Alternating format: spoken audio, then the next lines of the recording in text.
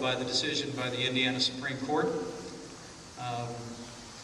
The constitutional protections that we have as Americans and as Hoosiers against unreasonable search and seizure, against unlawful entry, the very notion that my home is my castle, is at the very core of our property rights in this state.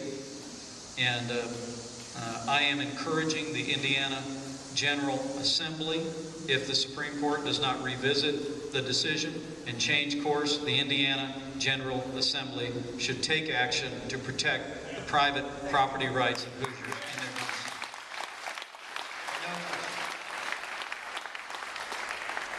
guns. It is a wonderful point. You talk about sound money. It's interesting. Are you talking about the gold standard? You know, I gave a speech up in Detroit. I'd love to have you look at it. It's pretty easy to find, at the Detroit Economic Club. You know, I think the pillars of American prosperity are just a handful. It's sound money, tax reform, access to energy, regulatory relief, and trade. And when you look at the history of American prosperity, those are the 5 pillars. And everything begins with sound money. And I said that, you know, while I was not advocating that we return to the gold standard, I thought that either gold or some tangible commodity needs to once again be an anchor for American currency. I have strongly opposed the quantitative easing effort in Washington, D.C. I have authored legislation along with Paul Ryan that would end the dual mandate of the Federal Reserve. We must make sure the American dollar remains the currency of the world by grounding it to tangible assets. So thank you for the questions. I'll take 2 of them and run to somebody else. Hello, sir. Thank you. In regard to the search and seizure bill, Stephen David is the rookie Supreme Court Justice that will be on the ballot in 2012.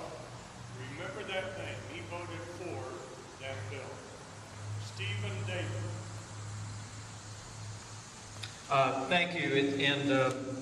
It is my hope that the Supreme Court of Indiana will revisit that decision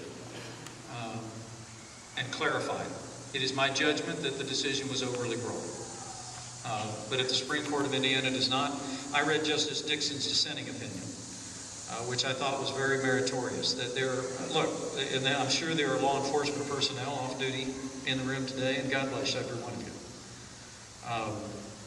But to the law enforcement community, you know, we have to make sure that people don't use violence against law enforcement officers. That it is my judgment there was a way that decision could have been written in a very, very narrow capacity without eroding the basic principle. We're talking about an idea 500 years old, and a man's home is his castle.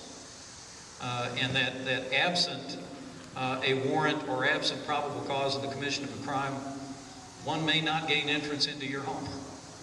And so my hope is the Supreme Court reconsiders the decision and reissues an opinion. But if they don't, we're strongly urging members of the Indiana General Assembly, who I know are working on a solution right now, to move forward and clarify the rights of Hoosiers.